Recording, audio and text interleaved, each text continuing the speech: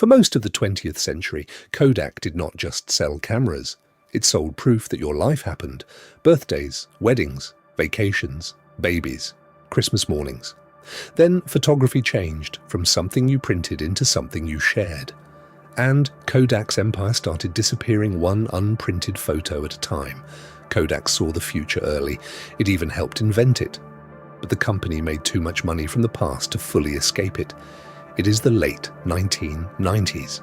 Lara walks into a store and stops in front of the film shelf. Small yellow boxes sit in neat rows.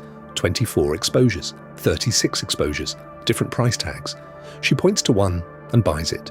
Before Lara has taken a single picture, the meter is already running. Every photo on that roll has a cost. A blink, a blur, a bad flash, a thumb in the corner. She will not know any of that today. There is no screen, no delete button, no second try unless she spends another shot. So when Lara raises the camera, she chooses. She presses the shutter and hopes.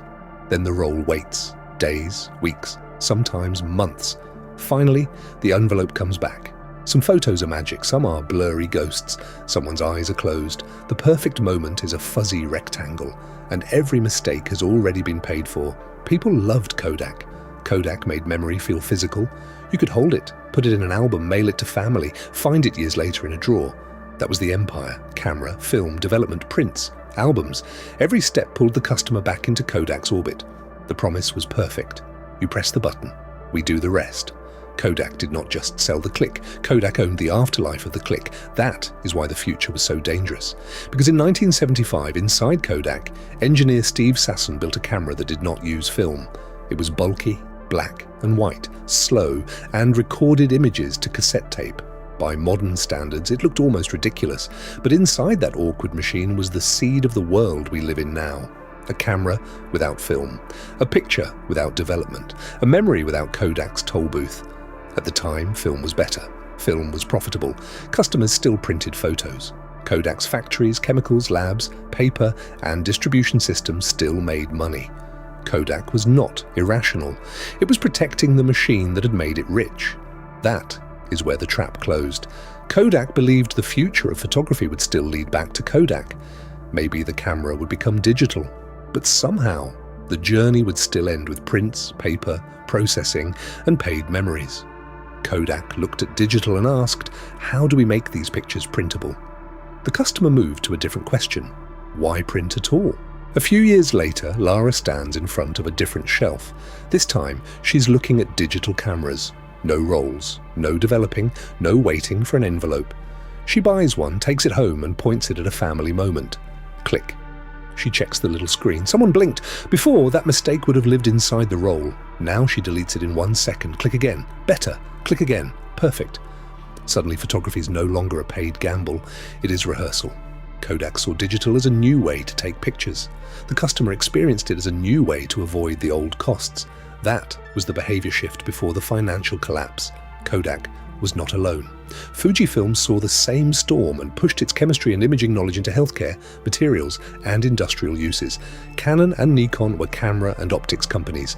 Digital changed the camera, but it did not destroy a film processing toll road underneath them. Sony came from electronics, sensors, screens, batteries, storage, devices. Kodak's empire was different. It needed people to keep passing through the old ritual after the picture was taken. Digital did not just attack Kodak's product, it attacked Kodak's toll road. And here is the twist. Kodak did not simply refuse digital cameras, it built them, it sold them, it owned digital patents. So the real mistake was not that Kodak ignored digital. The mistake was what Kodak wanted digital to become. Kodak wanted digital photos to eventually come back to the old business, back to kiosks, back to home printers, back to photo paper, back to paid prints. Kodak entered digital, but it kept building roads back to the photo lab. The customer was going somewhere else. At first, Lara still prints some digital photos. She connects the camera to the computer, picks the best ones, and maybe prints a few. But the key change is simple. With film, developing was required. With digital, printing became optional. And when a step becomes optional, customers start skipping it. First for a week, then for a month, then forever. Lara's pictures begin living on the computer, then on her phone, then in messages, group chats, and cloud albums. The photo is no longer mainly something she buys, it becomes something she sends.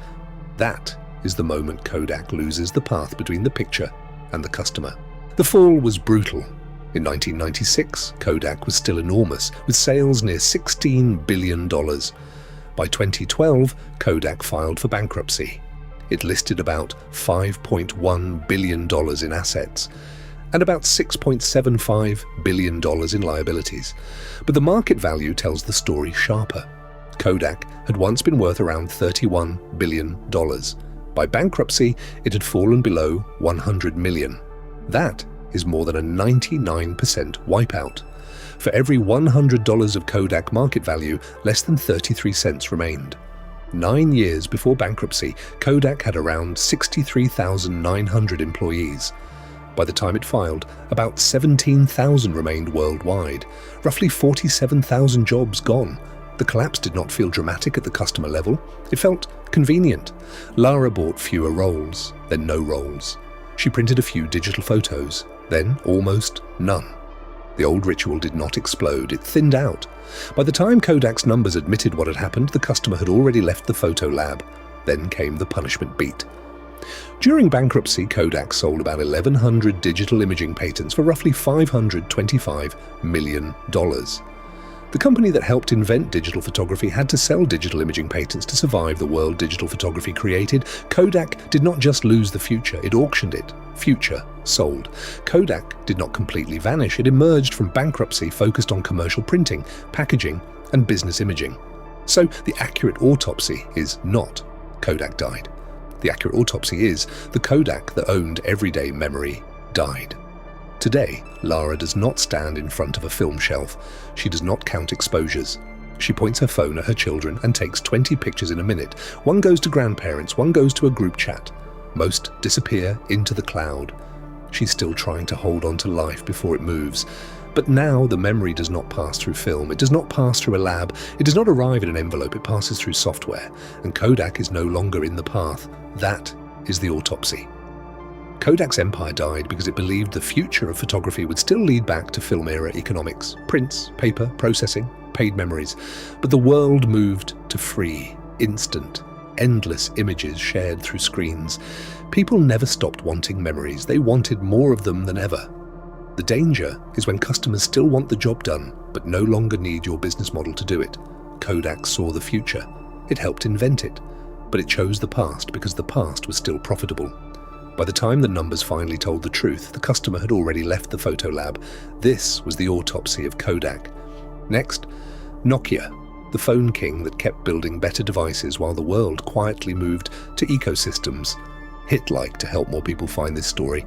Subscribe for the next autopsy.